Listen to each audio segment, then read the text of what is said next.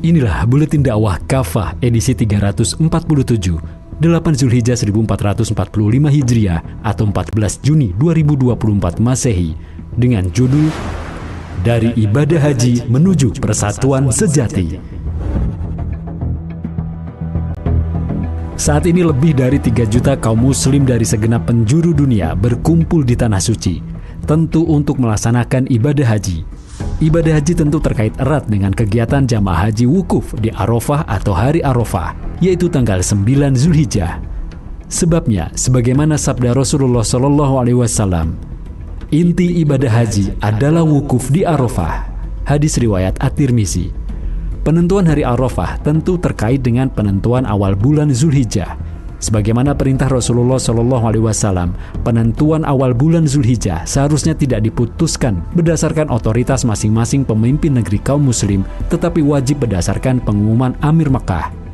Husain bin Haris al-Jadali telah menyatakan, Amir Mekah Al-Haris bin Hatib telah menyampaikan khutbah kepada kami seraya berkata, kami telah diperintahkan oleh Rasulullah SAW untuk mengerjakan manasik atau ibadah haji karena melihat hilal bulan Zulhijjah. Jika kami tidak melihat hilal, lalu ada 2 orang saksi yang adil melihat hilal, maka kami pun akan mengerjakan manasik haji berdasarkan kesaksian mereka berdua. Hadis riwayat Abu Daud dan Ad-Darqutni. Sudah seharusnya kaum muslim bersatu dalam pelaksanaan Idul Adha nanti, sebagaimana mereka bersatu dalam pelaksanaan ibadah haji. Demikian seperti yang pernah terwujud pada sabda Nabi SAW dan Khulafaur Rasyidin. Ibadah haji adalah salah satu meeting point atau titik lebur kaum muslim. Semua muslim dari berbagai penjuru dunia, dari segala suku bangsa, bahasa dan warna kulit menyatu dalam suasana penuh keharuan dan kekhusyukan di hadapan Allah yang Maha Perkasa. Tak tampak lagi perbedaan, termasuk sastra sosial dan ekonomi dalam pelaksanaan ibadah haji. Semua berbusana ihram, semua melantunkan kalimat talbiyah, semua mengharap ridho Allah SWT, semua sama-sama menggemakan keagungan syiar-syiar Allah SWT. Syekh Mutawili Asy-Syarawi, ulama dari Mesir dan seorang mufasir, mengatakan, di tengah-tengah persatuan ibadah haji ini, berbagai suku bangsa, warna kulit dan bahasa manusia melebur menjadi satu. Karena itu tak ada yang pantas untuk dijadikan atribut atau identitas selain Islam dan tidak ada yang perlu diperhitungkan kecuali iman. Demikianlah, tak ada satupun agama dan ideologi yang sukses melebur umat manusia dalam satu wadah pemersatu selain Islam. Agama ini telah berhasil mengikat manusia selama belasan abad dalam sebuah ikatan mulia, ukhuwah Islamiyah. Dalam Quran Surat Al-Hujurat ayat 10, Allah SWT berfirman, yang artinya, sungguh kaum mukmin itu bersaudara. Sungguh indah perumpamaan kebersamaan kaum mukmin. Mereka digambarkan oleh baginda Nabi SAW laksana satu tubuh. Sabda beliau, perumpamaan kaum mukmin dalam hal saling mengasihi dan menyayangi bagaikan satu tubuh. Jika ada salah satu anggota tubuh yang sakit, maka seluruh tubuhnya akan ikut terjaga dan demam atau turut merasakan sakitnya. Hadis riwayat Al-Bukhari dan Muslim. Karena itu, sungguh ironi jika seorang muslim tidak mau merasakan penderitaan yang tengah menimpa nasib sesama muslim. Mungkinkah otak tidak merasakan apa-apa ketika sekujur tubuhnya berdarah-darah penuh luka menganga? Padahal di antara tanda keimanan seseorang adalah mencintai saudaranya seperti dia mencintai dirinya sendiri. Nabi SAW bersabda, tidak sempurna iman salah seorang di antara kalian hingga ia mencintai untuk saudaranya seperti ia mencintai dirinya sendiri.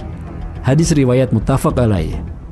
Patut direnungkan, apakah umat Islam hari ini sudah semisal satu tubuh dalam persatuan mereka? Ataukah kebersamaan dan persatuan mereka semu belaka?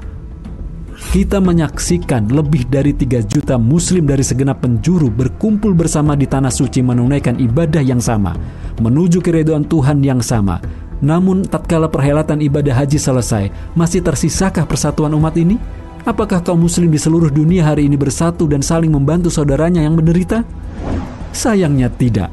Saat ini kita menyaksikan saudara-saudara kita di berbagai tempat ditimpa kemalangan luar biasa. Kaum muslim di Palestina misalnya terus berada dalam ancaman genosida Zionis Yahudi. Gaza dan Rafah sudah menjadi ladang pembantaian kaum muslim. Jenazah-jenazah bergelimpangan di jalan-jalan atau terkubur di dalam reruntuhan gedung. Sebagian lagi hancur berkeping-keping. Mereka menjadi korban kebiadaban Zionis Yahudi. Lebih dari 36.000 warga Gaza tewas akibat serangan biadab militer Zionis. Semua fasilitas kesehatan hancur.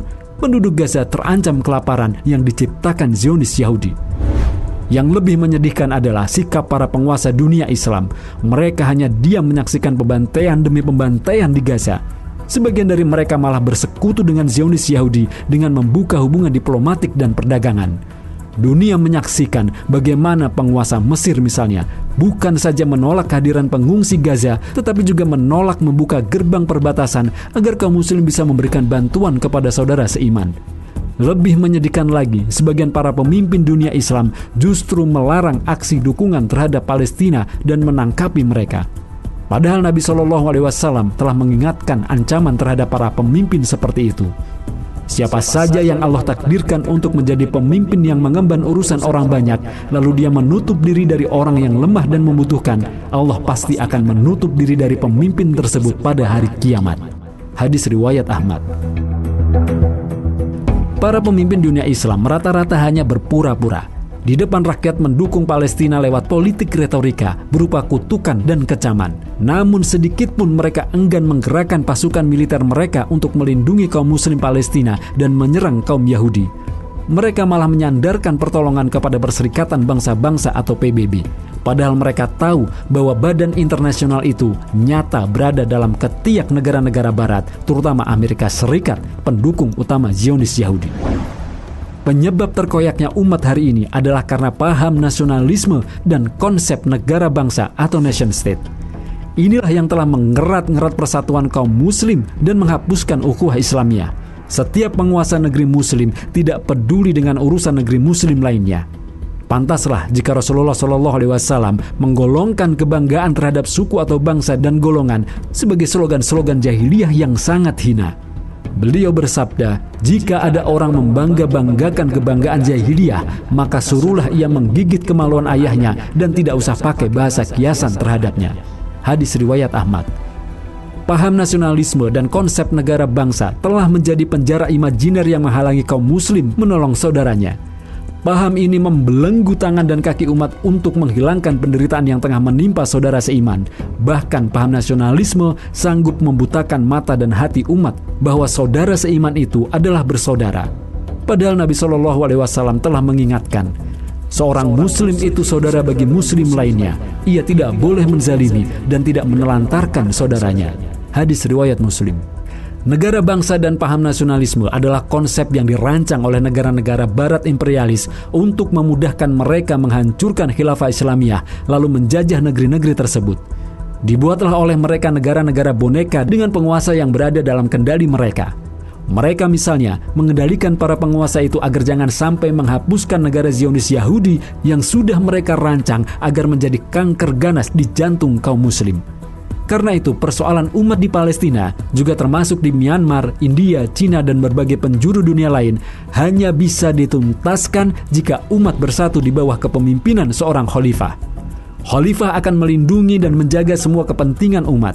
Ini karena khalifah adalah perisai umat, sebagaimana sabda Nabi SAW. Sungguh imam atau khalifah adalah perisai.